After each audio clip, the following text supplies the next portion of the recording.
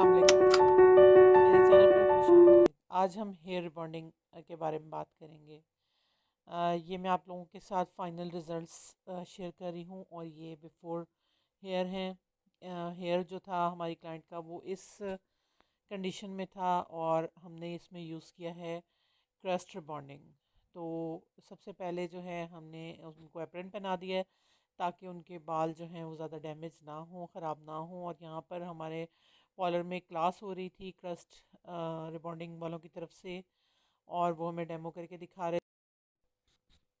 यहाँ पर सबसे पहले क्रीम वन की एप्लीकेशन हो रही है। हर एक रिबॉन्डिंग किट में तीन क्रीम्स होती हैं, क्रीम वन, क्रीम टू और क्रीम थ्री के नाम से होती है। जो फर्स्ट क्रीम होती है वो उसका काम जो है वो बॉन्ड तोड़ना होता है हेयर का और उसकी इलास्टिसिटी कम ख़त्म करना होता है। और सेकंड जो होता है वो स्ट्रेट करने के बाद उसको फिक्स करता है। और थर्ड उसमें प्रोटीन ट्रीटमेंट मोस्टली या कुछ मास्क वगैरह होते हैं जो कि आपके हेयर को डैमेज होने से बचाते हैं। तो उनका छोटा सा एक ट्रीटमेंट वो सेंटर में किसी जगह पर बालों पर देते हैं। तो यहाँ पर फर्स्ट क्रीम की एप्लीकेशन स्टार्ट हो चुकी है। चूँकि ये एक क्लास हो रही थी पॉलर में तो इसलिए काफ़ी सारे जो स्टूडेंट्स थे जो सीखने वाले थे उनको ये कहा जा रहा था कि आप लोग खुद से अप्लाई करके देखो ताकि आपको पता चले कि किस तरह से आपने कितनी क्रीम को कितने बालों की जो है स्ट्रेंथ उसके ऊपर आपने लगाना है और किस तरह का टेक्सचर हो जाए तो आपने उसको छोड़ना है। तो यहाँ पर जो हमें सिखाने के लिए जो डेमोन्स्ट्रेशन के लिए आई थी ट्रेनर, वो उनका ये कहना था कि आप ग्लव्स यूज़ करें, लेकिन मैं ग्लव्स यूज़ नहीं करती तो इसलिए मैं फ़िंगर्स के साथ लगाना ज़्यादा पसंद करती हूँ, तो मैं फ़िंगर्स के साथ लगाऊंगी। सबसे इसका बेस्ट तरीका ये होता है रिबॉन्डिंग का कि आप एयर टू एयर पार्टीशन कर लें। लेकिन यहाँ पर जो हमारी ट्रेनर थी उन्होंने अनफॉर्चुनेटली ये नहीं किया था, उन्होंने सिंपल बालों से स्टार्ट किया।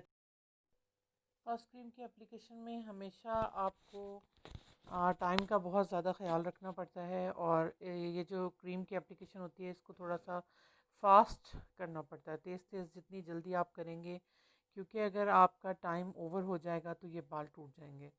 तो टाइम सबसे ज़्यादा इसमें इम्पॉर्टेंट फैक्टर है जिसको आपने मद्देनज़र रखना है।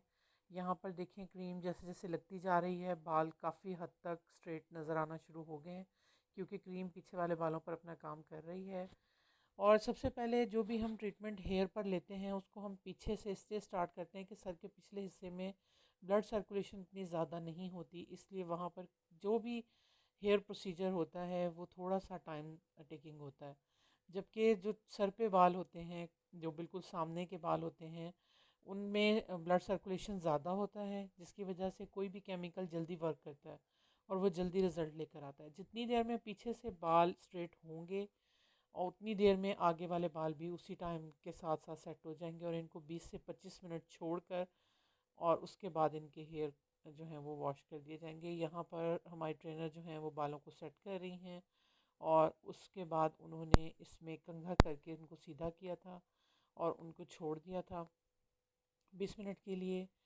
और यही इसका है, इसमें बाल जो हैं उनका बॉन्ड तोड़ दिया जाता है। और जब इसको बाल को खींच के देखा जाता है खत्म हो जाए तो फिर आप समझें कि आपके बाल जो हैं वो रेडी हैं और आप वॉश कर सकते हैं। यहाँ पर बाल देखें अपनी इस शक्ल में आ चुके हैं, काफ़ी पहले से जो हैं वो स्ट्रेट दिखाई दे रहे हैं। अगर बाल वैसे स्ट्रेट करने में मसला हो रहा हो तो आप इस तरह की एक शीट की हेल्प से भी बालों को बिल्कुल स्ट्रेट शेप में ला सकते हैं। और यहाँ पर हेयर वॉश किया जा रहा है और याद रखने की बात यह है कि आपने यहाँ पर कोई शैम्पू यूज़ नहीं करना, सिर्फ साफ़ पानी के साथ बालों को धोना है और कोशिश करनी है कि 100% प्रोडक्ट जो है वो बालों से निकल जाए। और फिर टॉवल ड्राई करके बालों को हल्का सा ड्रायर लगाना है। हमें बाल यहाँ पर सेमी वेट चाहिए क्योंकि इस स्टेप पर हम प्रोटीन ट्रीटमेंट बालों को देंगे ताकि बालों को ज़्यादा डैमेज ना आए। और यहाँ पर हम क्रस्ट का ही प्रोटीन यूज़ कर रहे हैं और बालों में प्रोटीन को नॉर्मल लटों में लेके हाथ में बाल लें और उसके ऊपर आप अप्लाई करते जाएं। ये एक सिंपल मेथड है और इसको 20 मिनट तकरीबन देने हैं हमने, जिसमें ये प्रोटीन जो है बालों के अंदर अच्छे से जज्ब हो जाए और उसके बाद 20 मिनट वेट करने के बाद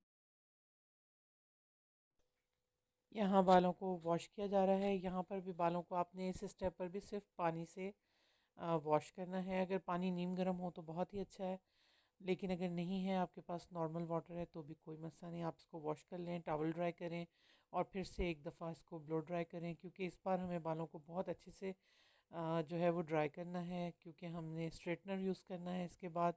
और स्ट्रेटनर यूज़ करने के लिए आप सबको पता है कि बालों का ड्राई होना बहुत ज़्यादा ज़रूरी है। और यहाँ पर बाल जो हैं हमारे वो ड्राई हो चुके हैं और बालों को स्ट्रेट करना जो है वो स्टार्ट होने लगा है।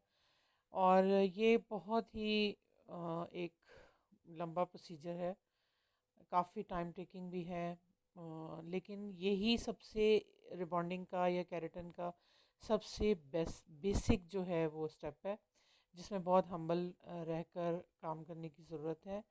क्योंकि आप अगर यहाँ पर स्ट्रेटनिंग सही नहीं करेंगे तो आपका रिज़ल्ट एट द एंड बिल्कुल भी अच्छा नहीं आएगा। पेपर थिन आपने बालों की लट जो है वो लेनी है, इतनी बारीक बालों की लेंथ वो मोटाई होनी चाहिए, बालों की लट इतनी होनी चाहिए कि उसमें से आपकी फिंगर्स नज़र आपको आ रही हों। और आप ये श्योर करें कि आप जब बाल को ऊपर से बालों को जड़ों के पास से स्ट्रेटनर लगाएं तो आप 5 से 6 बार एक जगह पर स्ट्रेटनर को यूज़ करें। और उसके बाद फिर जब आप नीचे आएँ तो उसको नीचे तक टिप्स तक ले आएँ। जितना ज़्यादा अच्छा स्ट्रेट होगा उतना आपका रिज़ल्ट अच्छा आएगा। बालों में करंट आना चाहिए, बाल बिल्कुल शाइनी हो जाएं, जब बिल्कुल स्लीक से शाइनी बाल हो जाएं तब तक आपको इनको स्ट्रेट करते रहना है। और यहाँ पर चूँकि हमारे पार्लर में जो बच्चियाँ काम करती हैं वो स्ट्रेट कर रही हैं। तमाम बाल जब हमारे स्ट्रेट हो जाएंगे तो हम फिर इनको एक दफ़ा और प्रोफेशनली स्ट्रेटनर जो है वो लगाएंगे, आयरन करेंगे अच्छे से, ताकि कोई किसी किस्म की इनमें जो है वो कमी ना रहे, कहीं पर कोई बल वगैरह ना रह जाए, ताकि कोई मसला बाद में दिखाई ना दे। क्योंकि स्ट्रेटनिंग के टाइम अगर ज़रा सी भी गलती होती है तो फिक्सर लगने के बाद फिर आप उसका कुछ भी नहीं कर सकते, और वो बहुत ज़्यादा वाज़ेह भी होती है, क्योंकि सारे बाल जब स्ट्रेट हों तो एक छोटा सा भी अगर बल होता है तो वो बहुत ज़्यादा वाज़ेह होता है। तो ये स्टेप सबसे ज़्यादा इम्पॉर्टेंट है, यही बात याद रखने की है। और बाल जो हैं वो तेज़ी से स्ट्रेट होते चले जा रहे हैं, लेकिन ये यहीं पर तेज़ी से हो रहे हैं क्योंकि हमने इनको फास्ट लगाया हुआ है, लेकिन वैसे बहुत देर लगी थी इनको स्ट्रेट करने। बालों को बिल्कुल अच्छे से स्ट्रेट करते जाना है, और यही स्टेप का सबसे अहम पॉइंट है। और देखें बाल बिल्कुल हमारे अच्छे से एक साइड के स्ट्रेट हो गए हैं, और हमारे वर्कर्स भी यहाँ पर आके बहुत ज़्यादा थक गए थे, क्योंकि सुबह से हम लोग ये दूसरी रिबॉन्डिंग कर रहे थे। और आज की क्लास में एक एक्सटेंसो और एक रिबॉन्डिंग सिखाई गई थी। मैं एक्सटेंसो भी आपके साथ जल्द ही शेयर करूँगी। तो ये देखें, आपको यहाँ वाज़े पता चल रहा होगा कि किस तरह से स्ट्रेटनिंग का प्रोसीजर है। ये देखें, बालों पे रखा और 2-3 दफ़ा एक ही जगह पर बाल स्ट्रेट किए, और उसके बाद उसको नीचे छोड़ दिया। ये देखें, आप काउंट करें 1 2 3 4 5, 5 टाइम्स आपने एक जगह पे इसको स्ट्रेट करना है और फिर आपने उसको नीचे ले आना है। बाल देखिए हमारे किस तरह के थे और किस तरह की शक्ल में आ चुके हैं। क्रस्ट का रिज़ल्ट बहुत अच्छा था, और ये काफ़ी सस्ती प्रोडक्ट है। आपको ये प्रोडक्ट 2,500 में किसी भी लोकल मार्केट से मिल जाएगी, और इसका प्रोसीजर मैंने आपके साथ सारा शेयर किया है। अगर आप इसको यूज़ करते हैं इस मेथड के साथ तो ये बहुत इजी है, और आप इसको घर पे आराम से कर सकते हैं। और इसमें ये सेफ़ केमिकल के साथ है। क्रस्ट बहुत ज़्यादा हार्ड केमिकल इसका नहीं है, इसलिए ये बालों को बहुत कम डैमेज करता है, लेकिन इसके रिज़ल्ट्स बहुत अच्छे हैं। पार्लर में अमूमन जो मीडियम रेंज में जो केराटिन या रिबॉन्डिंग है उसमें हम ये इस कंपनी के प्रोडक्ट्स को यूज़ करते हैं। आप बालों में शाइन से अंदाज़ा लगा सकते हैं कि बाल कितनी अच्छी तरह से स्ट्रेट हो चुके हैं। और बाल स्ट्रेट होने के बाद अब इस पर क्रीम जो हमारी इस में क्रीम 2 थी वो लगेगी। अभी बस फ्रंट से कुछ बाल रहते हैं। हेयर रिबॉन्डिंग के बाद आपको हेयर केयर की भी बड़ी ज़रूरत पड़ती है। लेकिन जो एक मिथ है कि बाल बहुत ख़राब हो जाते हैं, डैमेज हो जाते हैं, हेयर लॉस स्टार्ट हो जाता है, बाल बहुत फ्रिजी और पतले हो जाते हैं, बहुत छोटे हो जाते हैं, इनमें कोई सच्चाई नहीं है। बाल बहुत अच्छे होते हैं, बल्कि मेरी जो नज़र है या जिस तरह से मैं बालों को देखती हूँ, मुझे लगता है कि रिबॉन्डिंग के बाद बहुत सारे मसाइल स्पेशली केराटिन के बाद सॉल्व हो जाते हैं। अब यहाँ पर जी क्रीम 2 जिसको फिक्सर कहते हैं वो लग रहा है। और फिक्सर लगाने के बाद जो सबसे ज़्यादा याद रखने की बात यहाँ पर यह है वो ये है कि जहाँ आप बाल को जिस शक्ल में रखेंगे आपका बाल वहीं पर फिक्स हो जाएगा। अब आपने फर्स्ट क्रीम लगाकर हेयर बॉन्ड तोड़ा था, उसके बाद आपने बाल को स्ट्रेट करके उसको एक नई शक्ल दी, लेकिन अगर आप फिक्सर लगा के उसको मोड़ तोड़ देंगे तो वो वहीं पर फिक्स हो जाएगा उसी शेप में। क्योंकि अब ये जो क्रीम 2 होती है ये बालों को रिपेयर करेगी और हेयर बॉन्ड को दोबारा से सेट करेगी। तो आपने इसको जल्दी जल्दी से ये जो क्रीम 2 है इसकी एप्लीकेशन जल्दी जल्दी से करनी है। और जितने कम बाल लेकर आपने फर्स्ट क्रीम को अप्लाई किया था इसको उससे डबल रेशो में लेके आप आराम से लगा सकते हैं। और उसके बाद आपने इनको स्ट्रेट जो है कॉम करके और स्ट्रेट शक्ल में रख देना है। जहाँ जहाँ आप रखते जाएंगे वहीं पर फिक्स होता जाएगा। अभी आपने मेक श्योर किया था कि आपने जो स्ट्रेटनर लगाया था उसमें आपके बाल बिल्कुल स्ट्रेट हो गए थे। तो अब आपको टेंशन नहीं है, बाल इंशाल्लाह स्ट्रेट ही रहेंगे अगर आप फिक्सर अच्छी तरह से लगाएंगे तो अभी आप देख रहे हैं कि हमारी ट्रेनर स्पीडली इसको लगा रही हैं क्रीम को, और अच्छे से इसको लगाते जाना है सारे बालों के ऊपर। कोशिश करनी है आपने कि आप ये देखें कि कोई बाल इसमें रह ना जाए, सब बालों पर अच्छे से लग जाए ताकि सारे के सारे बाल स्ट्रेट हालत में ही जो है वो सेट हो जाएं और फिक्स हो जाएं। फिर उनमें प्रॉब्लम ना आए, कोई बल वगैरह ना आए। हमारी मॉडल भी बेचारी सुबह से बैठे बैठे थक गई हैं और यहाँ पर अब कॉम्ब हो रही है और कॉम्ब के साथ उनको स्ट्रेट करके एक शक्ल में बिठाया जा रहा है बालों को। और देखें किस तरह से उनको सीधा सीधा कंघा किया जा रहा है। ये देखें इस तरह से इसको फिक्स कर दिया जा रहा है।